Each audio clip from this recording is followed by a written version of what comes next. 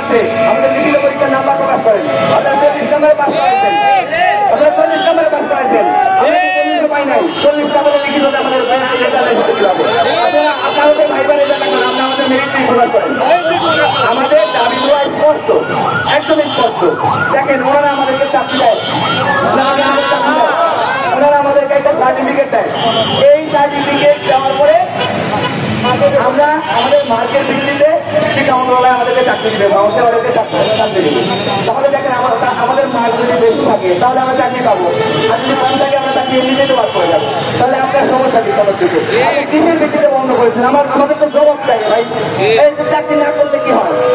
চাকরি যদি একটা কিছু করে তো আমরা খাচ্ছি না, কিন্তু কথা হচ্ছে যে একটা অযৌক্তিক দাবি, একটা অযৌক্তিক দাবি নিয়ে আপনি কেন মানে একেবারে যেটা অবৈধ, আপনার শরীরের উপর যদি আপনার শার্টটা খুলে নেওয়া হয় আপনি কেমন লাগবে? আপনার যদি জামাটা খুলে নেওয়া হয়, আপনার ভাত থেকে সামনে থেকে ভাতের থালা যদি কেউ খুলে নেয় আপনি বসে থাকবেন? কিভাবে বসে থাকা সম্ভব?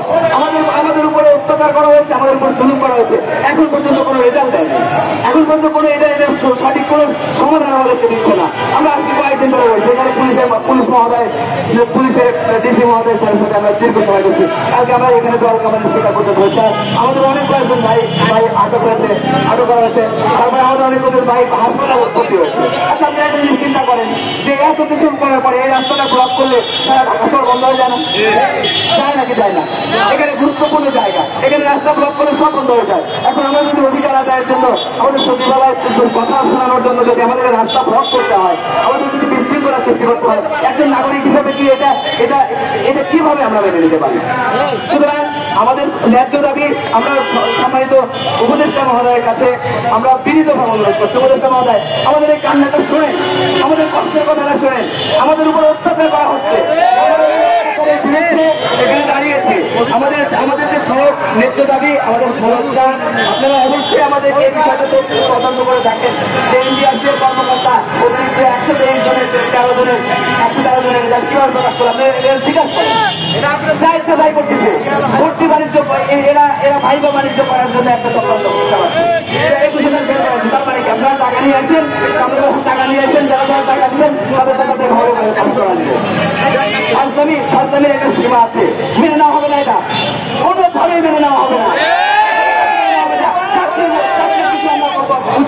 চাকরির পিছনে আমার কথা হচ্ছে, আমার সামনে থেকে আমার খাবার কেড়ে নেওয়া হয়েছে, আমার সামনে থেকে আমার খরচ কেড়ে নেওয়া হয়েছে অযৌক্তিক ভাবে। যৌক্তিক ভাবে বলে যদি আমাকে ফেল করানোর জন্য আমি ফেল করবো? আমরা তো অনেক জায়গায় পরীক্ষা দিচ্ছি, অনেক জায়গায় পাস করি, ফেল করি, এভাবেই তো আমরা আছি। কিন্তু আমাদের যুক্তি দেখাতে হবে যে এই যুক্তিটা আপনি ফেল করেছেন। এই কথাটা বলে শোনার মতো কি মানুষ কেন নাই? আমরা সেই কথাটা শোনাতে চাই।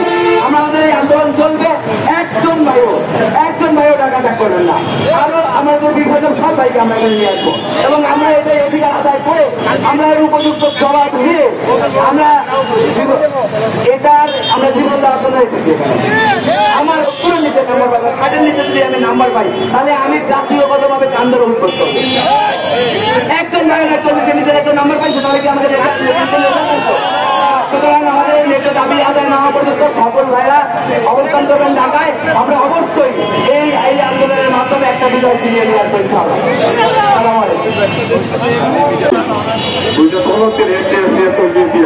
ওর সাথে আমার তো হট্টা কোথায়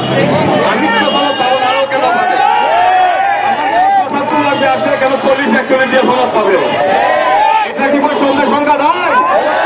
একটা প্রকাশ্য বৈষম্যের বাংলাদেশে কোথায় হয়েছে বলেন? এনটিআরসি দুর্নীতি আতুর করে পরিণত হয়েছে। আমাদের এখন দাবি শুধু সনদ না, সনদ আমরা বেঁচে থেকে আদায় করে ছাড়বো।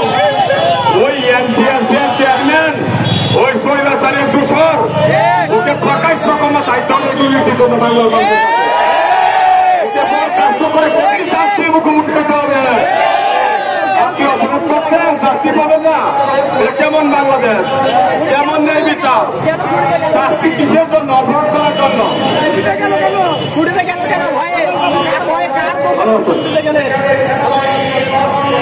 সম্মানিত মিডিয়া ভাইরা, আপনাদের সুবিধার্থে সুস্পষ্ট একটা তথ্য জানাই আপনাদেরকে।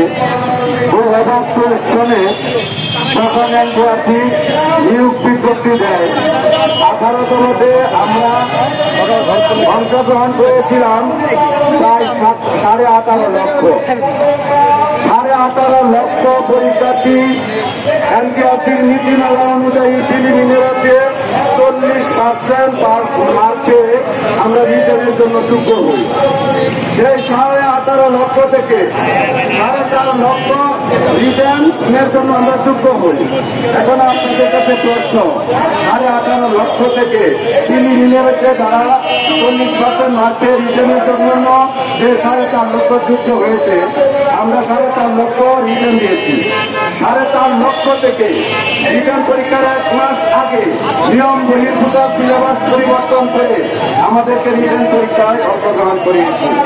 সেই কঠিন সিলেবাসে আমরা 4.5 লক্ষ পরীক্ষার্থী পরীক্ষা দিয়ে আমরা রিটার্নে 83,000+ স্টুডেন্ট আমরা পাস করেছি। 83,000 থেকে শূন্যপদ 1,822টি থাকার পরেও আমাদের 83,000 থেকে মাত্র 60,000 প্রার্থীকে ভাইভাতে কোয়ালিফাই করেছেন। বাকি 23,000-এর মধ্যে 3,000 অনুপস্থিত ছিল। 20,000+ যাদের বৈধ সনদপত্র থাকার পরেও এনটিআরসি কোয়ালিফাই করছে, কিন্তু এই যে সনদ প্রদান করা হচ্ছে চাকরির জন্য,